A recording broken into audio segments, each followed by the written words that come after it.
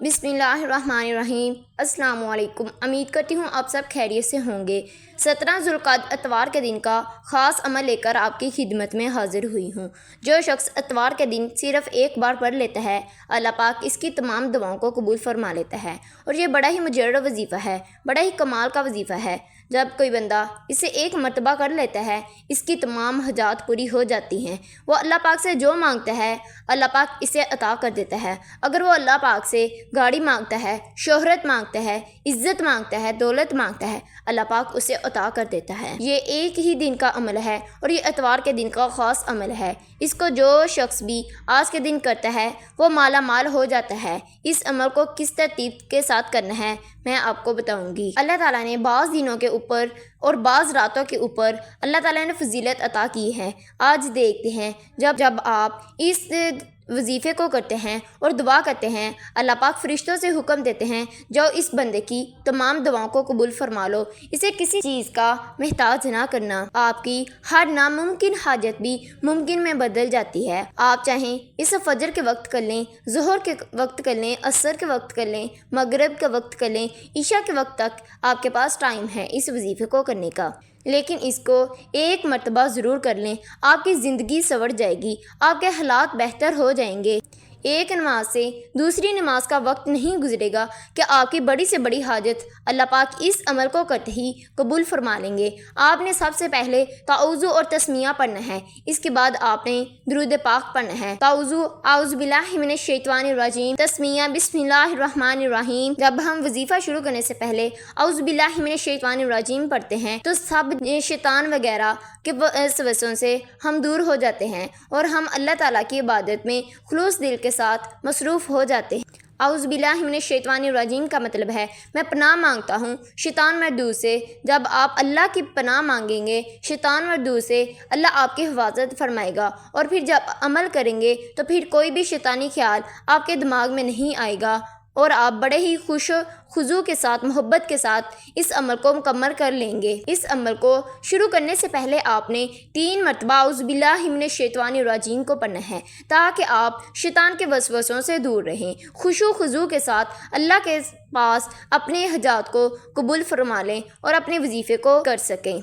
جب آپ بسم اللہ الرحمن الرحیم پڑھتے ہیں، جب ہم اللہ کے نام سے شروع کرتے ہیں جو بڑا مہربان نہایت رحم کرنے والا ہے، اللہ تعالیٰ کی وہ ذات، وہ واحد لا شریک ہے، جب اللہ کے نام سے شروع کریں گے تو پھر وہ کسی کی ایسی لازوال نواز دے گا، ایسی برکتوں سے مالا مال فرمائے گا، کیونکہ اللہ کی وہ ذات کسی کا کوئی شریک نہیں، ہر شے کا خالق ہے، ہر شے کا مالک ہے، ہر شے کا رب ہے۔ اللہ وہ ہے جو زمین و آسمان کے خزانے اس کے قبضے قدرت میں ہے۔ جو آپ اس کے نام سے شروع کریں گے تو وہ انشاءاللہ آپ کو ہر ایک چیز عطا کر دے گا۔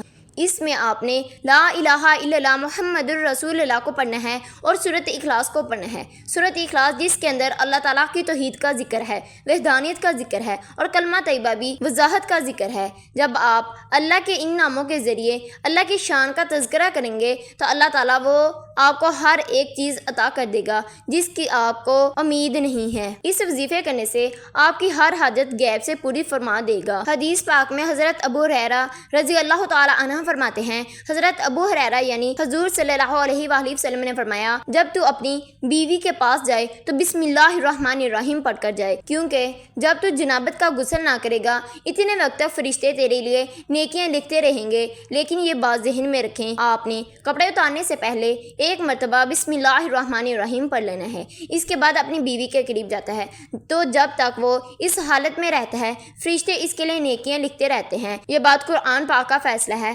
احادیث کا فیصلہ ہے، فرمان مصطفیٰ صلی اللہ علیہ وآلہ وسلم ہے۔ حضرت ابو ہریرہ بیان فرماتے ہیں، اگر اس جماعت میں سے کوئی اولاد پیدا ہوگی، جب تک وہ زندہ رہے گی، اس کے ہر سانس پر تیرے لیے نیکیاں لکھ دی جائیں گی، اور ہر سانس پر اللہ تعالیٰ اسے نیکیاں دے گا۔ آپ نے اس عمل کے اندر سورۃ اخلاص اور پہلا کلمہ یعنی کلمہ طیبہ لا الہ الا اللہ محمد الرسول اللہ کو پڑھنا ہے۔ لا الہ الا اللہ محمد الرسول اللہ جنت کی کنجی ہے۔ اس پر بھی حدیث پاک صلی اللہ علیہ وآلہ وسلم ہے، آپ نے سب سے پہلے باوضو ہو کر مصلی پر بیٹھ جانا ہے اور نبی کریم صلی اللہ علیہ وآلہ وسلم کی ذات مبارکہ پر 3 مرتبہ درود پاک پڑھنا ہے۔ آپ نے 3 مرتبہ درود ابراہیم پڑھنا ہے۔ درود ابراہیم پڑھنے کے بعد آپ کا جو بھی مقصد ہے، جو بھی حاجت ہے، اس کی نیت کر لیں۔ نیت کرنے کے بعد آپ نے 1 مرتبہ اعوذ باللہ من الشیطان الرجیم بسم اللہ الرحمن الرحیم پڑھ کر وظیفے کا آغاز کرنا ہے۔ آپ نے سب سے پہلے نمبر پر لا الہ الا اللہ محمد الرسول اللہ کو پڑھنا ہے۔ حضرت معاذ بن جبل رضی اللہ تعالی عنہ فرماتے ہیں، مجھے رسول صلی اللہ علیہ وآلہ وسلم نے فرمایا کہ جنت کی چابیاں چاہتے ہو؟ میں نے عرض کیا یا رسول اللہ صلی اللہ علیہ وآلہ وسلم ضرور۔ آپ نے فرمایا لا الہ الا اللہ محمد الرسول اللہ کو پڑھا کرو۔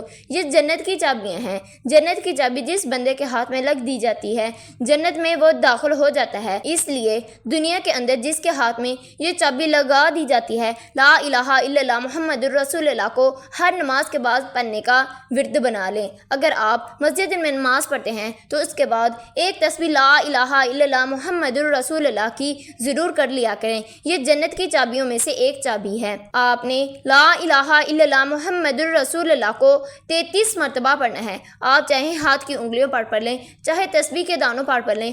آپ نے لا الہ الا اللہ محمد الرسول اللہ کو 33 مرتبہ پڑھنا ہے۔ آج تک جتنے بھی نبی اور جتنے بھی انبیاء آئے، جتنے بھی صحابہ کرام آئے، انہوں نے اس لا الہ الا اللہ محمد الرسول اللہ کو اپنی زندگی میں پڑھنے کا معمول بنا لیا اور انہوں نے بہت سی اپنی حاجات کو قبول فرمایا۔ حضرت آدم سے لے کر آج تک جتنے بھی آئے ان سب نے لا الہ الا اللہ محمد الرسول اللہ کو ضرور پڑھا۔ آپ نے لا الہ الا اللہ محمد الرسول اللہ کو 33 مرتبہ پڑھنا ہے۔ پڑھنے کے بعد دوسرے نمبر پر سورۃ اخلاص کو پڑھنا ہے۔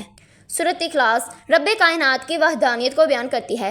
سورۃ اخلاص پڑھنے سے آپ کی تمام دعائیں قبول ہو جاتی ہیں۔ جب کوئی بندہ سورۃ اخلاص کو 1 مرتبہ پڑھتا ہے تو اسے 10 پاروں کا ثواب ملتا ہے۔ 3 مرتبہ پڑھنے سے پورے قرآن پاک کا ثواب ملتا ہے۔ آپ نے سورۃ اخلاص کو 100 مرتبہ پڑھنا ہے، یعنی سورۃ اخلاص کی 1 تسبیح کرنی ہے۔ جب کوئی بندہ سورۃ اخلاص کو پڑھتا ہے تو اللہ پاک فرشتوں سے حکم دیتا ہے یہ کون سا بندہ ہے جو اپنے خدا کو راضی کر رہا ہے، یہ کون سا بندہ ہے جو اپنی حاجات کو قبول فرمانا چاہتا ہے۔ اللہ پاک فرشتوں سے حکم دیتے ہیں جاؤ میں اس بندے سے راضی ہوں، اس بندے کی تمام حاجات کو پورا کر دو، اس بندے کی تمام دعاؤں کو پورا کر دو، تو اس بندے کی اللہ پاک تمام دعاؤں کو قبول فرما لیتا ہے۔ آپ نے اس عمل میں سورۃ اخلاص کو 100 مرتبہ پڑھنا ہے۔ سورۃ اخلاص کو 100 مرتبہ پڑھنے کے بعد آخر پر نبی کریم صلی اللہ علیہ وآلہ وسلم کی ذات مبارکہ پر 3 مرتبہ درود پاک پڑھنا ہے۔ درود پاک پڑھنے کے بعد آپ نے اپنے کبیرہ اور صغیرہ گناہوں کی معافی مانگنی ہے اور اللہ تعالیٰ کے سامنے اپنی تمام حاجات کو، تمام دعاؤں کو قبول فرمانا ہے۔ اگر آپ نے میرے چینل کو سبسکرائب نہیں کیا تو میرے چینل کو سبسکرائب کر دیں۔ اللہ حافظ۔